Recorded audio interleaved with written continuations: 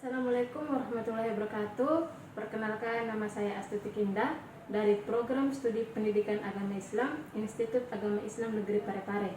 Di sini saya akan menjelaskan mengenai apa saja unsur desain kompetensi pembelajaran dan apa prinsip desain kompetensi pembelajaran. Langsung saja saya akan melanjutkan penjelasan dari rekan saya mengenai unsur pokok dalam desain kompetensi pembelajaran. Ada 4 unsur dalam desain kompetensi pembelajaran, antara lain yang pertama, pemilihan kompetisi yang sesuai. Yang kedua, spesifikasi indikator-indikator evaluasi untuk menentukan keberhasilan pencapaian kompetensi. Yang ketiga, pengembangan sistem pengajaran. Yang keempat yaitu penilaian. Selanjutnya yaitu prinsip desain kompetisi pembelajaran. Desain kompetisi pembelajaran menegaskan pentingnya pengolahan dalam belajar yang mengembangkan kompetisi peserta didik. Berikut prinsip-prinsip dalam desain kompetisi pembelajaran. Yang pertama, berpusat pada peserta didik. Para peserta didik pastinya memiliki minat dan bakat yang berbeda-beda. Peserta didik tertentu lebih suka dengan pembelajaran dengan melihat atau visualisasi.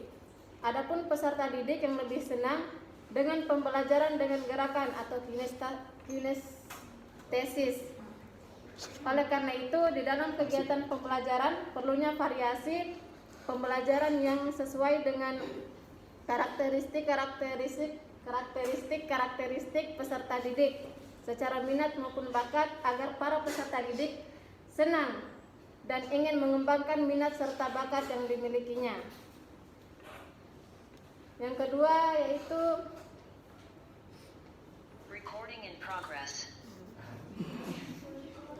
mengembangkan kemampuan sosial. Peserta didik akan lebih mudah dalam membangun pemahaman apabila mendapatkan komunikasi yang baik dari guru.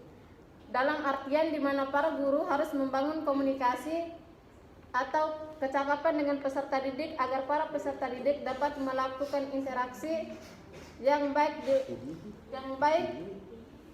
di lingkungan sosialnya kelak. Selanjutnya yaitu mengembangkan keingintahuan, imajinasi dan fitrah bertuhan. Di usia para peserta didik yang masih remaja pastinya memiliki rasa keingintahuan dan imajinasi yang tinggi. Dan di umur remaja ini para peserta didik yang masih remaja pastinya memiliki rasa keingintahuannya dan imajinasi yang tinggi, dan di umur remaja ini para peserta didik mencari jati dirinya. Jadi sebagian tenaga pendidik harus membimbing rasa keingintahuan serta imajinasi mereka agar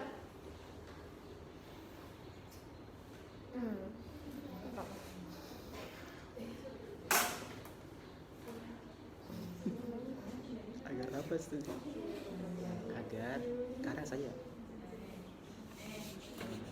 Agar mendapatkan jati diri serta pengetahuan yang lebih luas. Dalam membimbing para peserta didik pada fase ini mestinya diiringi dengan fitrah bertuhan agar para peserta didik juga memiliki karakter dan moral yang baik. Selanjutnya, mengembangkan keterampilan pemecahan masalah, yaitu para peserta didik membutuhkan keterampilan dalam memecahkan masalah agar berhasil di kehidupan masa depan. Oleh karena itu, pentingnya mendorong dan merangsang para peserta didik untuk dalam mengidentifikasikan masalah lalu menyelesaikannya.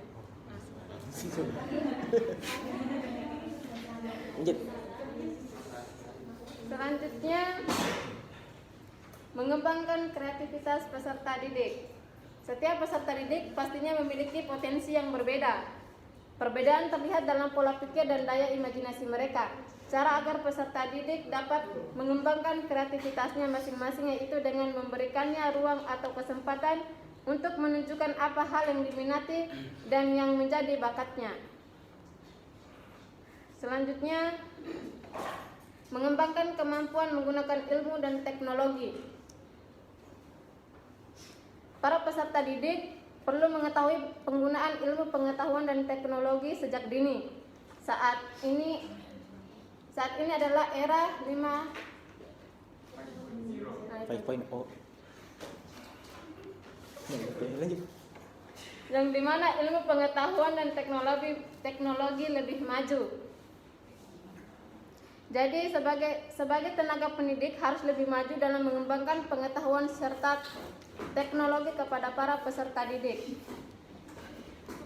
Selanjutnya yaitu menumbuhkan kesadaran sebagai warga negara. Peserta didik perlu mendapatkan wawasan dan kesadaran dalam berwarga negara. Dengan demikian, kegiatan belajar perlu memberikan wawasan dan nilai-nilai moral negara untuk menjadi bekal peserta didik agar bertanggung jawab. Ada kamera. Selanjutnya yaitu belajar sepanjang hayat. Peserta didik membutuhkan kemampuan belajar sepanjang hayat untuk ketahan mental dan fisiknya. Kegiatan belajar mengajar perlu mendorong peserta didik untuk melihat hal yang positif dan mengenali kelebihan serta kekurangan dengan baik. Selanjutnya yaitu perpaduan kompetensi, kerjasama dan solidaritas.